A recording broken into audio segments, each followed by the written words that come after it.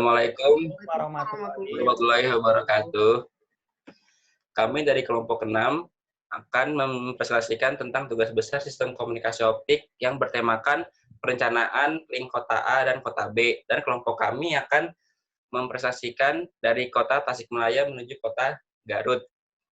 Nama saya Hafizan Bambang Katarindaka dari kelas TT 4111. Nama saya Muhammad Rizky Akbar dari kelas TT 4111. Nama saya Rafli Ramadan dari TT 4111. Nah, langsung saja kita ke rangkaiannya. Baik, untuk rangkaiannya bisa kita ketahui bahwa jarak dari kota Tasikmalaya menuju kota Garut itu sejauh 57 km. Nah, jika dilihat dari Google Maps, terdapat dua dengan jarak yang berbeda. Nah, kami menggunakan jalur yang bawah karena jalur yang atas itu harus menaiki gunung sehingga tidak cocok untuk diterapkan sistem komunikasi optik. Baik, untuk rangkaiannya kita bisa lihat di sini hal-hal yang perlu dilakukan pada rangkaian ini, yaitu yang pertama kita menggunakan pseudo random bit sequence generator. Nah, ini tuh diibaratkan sebagai informasi yang akan kita kirim.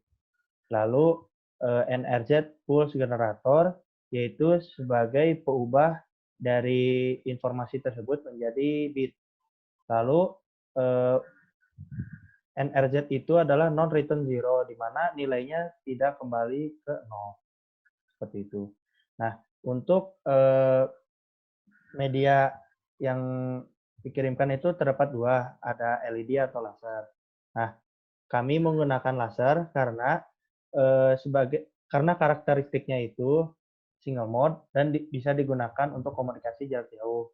Karena kita komunikasi dalam jarak 57 kilo sehingga kami menggunakan laser. Lalu ada match gender modulator, yaitu pembawa sinyal informasi. Nah, setelah itu ada OPM atau optical power meter, di mana optical power meter ini sebagai pengukur daya dari sinyal optik. Selanjutnya ada konektor. Nah, konektor ini ada sebagai penyambung dengan insertion loss atau kehilangan sisipan, atau bisa kita ketahui adalah hilangnya daya itu sebesar 0,25 dB. Setelah itu, informasi tersebut disalurkan pada kabel optik dengan panjang 57 km. Nah, selanjutnya ada optical attenuator atau istilahnya redaman dengan besar 0,5 dB. Setelah masuki attenuator, maka dicek lagi oleh OPM. Nah, setelah itu masuk ke konektor menuju receiver. Nah, setelah itu masuk ke fotodetektor APD, di mana receiver jika menggunakan laser, maka menggunakan fotodetektor APD. Setelah itu, karena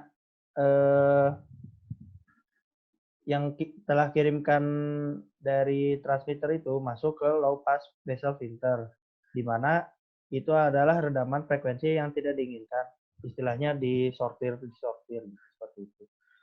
Masuk ke 3R regenerator. Nah, 3R regenerator ini yaitu sebagai reamplifikasi, pengembalian bentuk data yang dikirimkan. Nah, setelah masuk 3R regenerator, maka akan dibaca oleh Bair Analyzer. Nah, caranya setelah kita merangkai ini, kita klik play di sini. Jika tulisan calculation finish, kita bisa cek di Bair Analyzer-nya. Nah, kita dapat maksimum key faktornya 11,1415, minimum BR atau bit error rate-nya 3,796. 49 kali 10 pangkat min 29, lalu ada threshold-nya 0,000122125. Seperti itu. Baik, untuk selanjutnya, silakan. Untuk perhitungannya. Untuk selanjutnya menghitung power link budget yang akan disampaikan oleh Muhammad Rizky Akbar. Silahkan. Ya, Assalamualaikum warahmatullahi wabarakatuh. Jadi, di sini saya akan menjelaskan tentang link power budget. Untuk link power budget itu sendiri, kita sudah memiliki nilai-nilai yang sudah diketahui, yaitu alpha C, yaitu loss connector, lalu alpha SP, yaitu loss spice, lalu alpha F untuk konstanta redaman, lalu N jumlah sambungan, lalu L panjang rentang kabel, lalu MS atau margin system, lalu PTX yaitu daya optis yang dipancarkan dari sumber ujung serat. Lalu kita terdapat sensitivitas di sini. Nah, untuk alpha C-nya ini sendiri kita diketahui tadi 0,25 dB, alpha SP 0,5 dB, lalu alpha F itu 0,1 dB, N itu panjang konektornya 2, L-nya 57 km, MS-nya 3 dB, PTX-nya 9 dBm, sensitivitasnya min 38 dBm. Untuk parameter standarnya itu, PTX itu 9 dBm, MS itu 3 dB, lalu alpha SP-nya itu 0,5. Itu sudah ketetapan.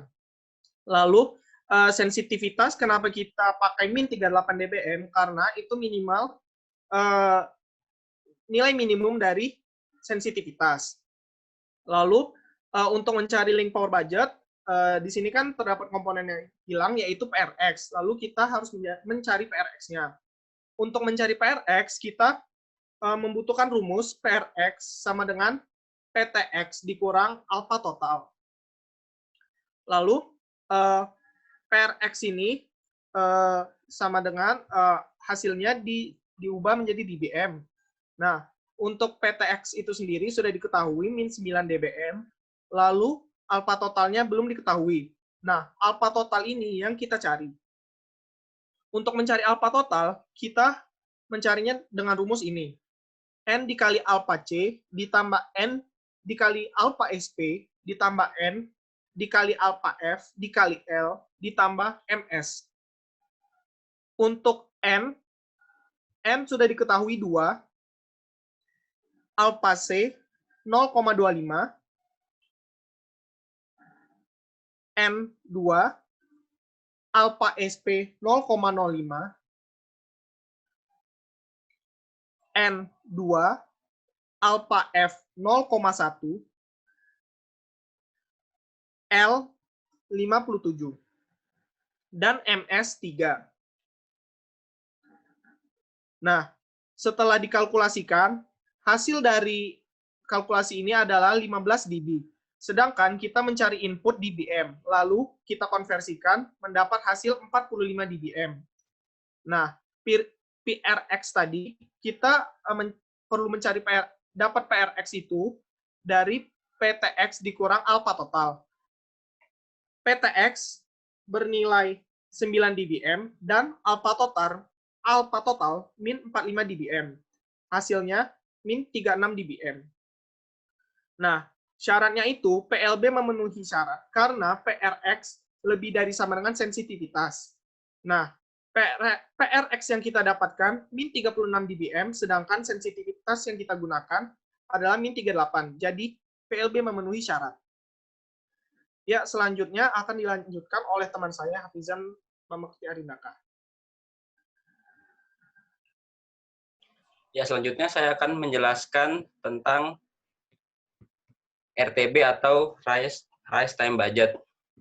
Nah, di Rise Time Budget ini diketahui TTX sama dengan 60 picosecond atau kita ubah menjadi nanosecond yaitu 0,06.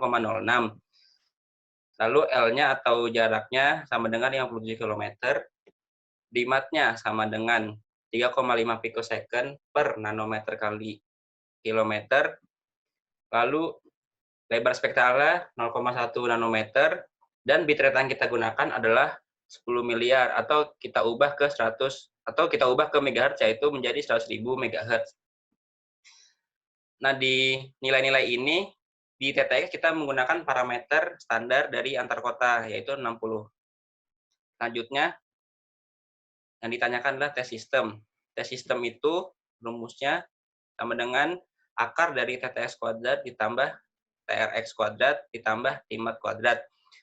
Nah, karena kita hanya memiliki nilai TTX, jadi kita harus mencari terlebih dahulu nilai Timat dan nilai TRX-nya. Nah, untuk nilai Timat memiliki rumus label spektral dikali jarak dikali Dmat-nya. Nah, karena kita sudah memiliki semua nilai ini, jadi kita tinggal hitung saja 0,1 dikali 57 dikali 3,5 dan kita mendapatkan hasil 19,95 picosecond. Nah, ini juga diubah ke nanosecond menjadi 0,01995 nanosecond. Setelah mendapatkan nilai Timat, selanjutnya kita akan mencari nilai TRX-nya. Nah, TRX itu memiliki rumus 350 dibagi BRX atau bitrate-nya. Karena tadi bitrate sudah kita dapatkan hasilnya 100.000, maka kita hitung 350 dibagi 100.000, hasilnya 0,0035 nanosecond.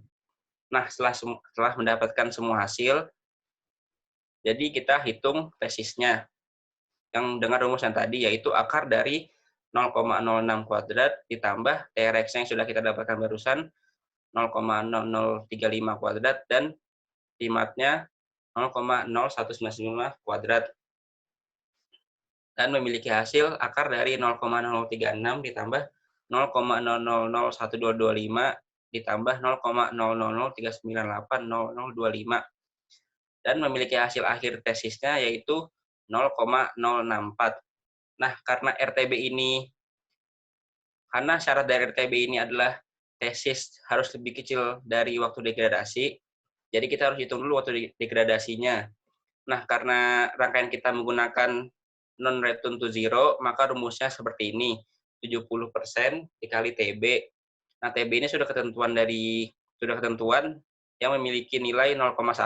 Jadi 70% dikali 0,1 sama dengan 0,007. Nah, kembali lagi, karena sekarang kita buktikan apakah RTB memenuhi syarat atau tidak. Karena tadi tesisnya kita sudah mendapatkan 0,064 dan waktu degradasinya 0,07, maka bisa disimpulkan bahwa RTB memenuhi syarat karena tesisnya lebih kecil dari waktu degradasi. Sekian dari lifetime budget. Ya, sekian presentasi dari kami. Semoga bisa dimengerti dan mohon maaf apabila ada kesalahan. Assalamualaikum. Assalamualaikum warahmatullahi wabarakatuh.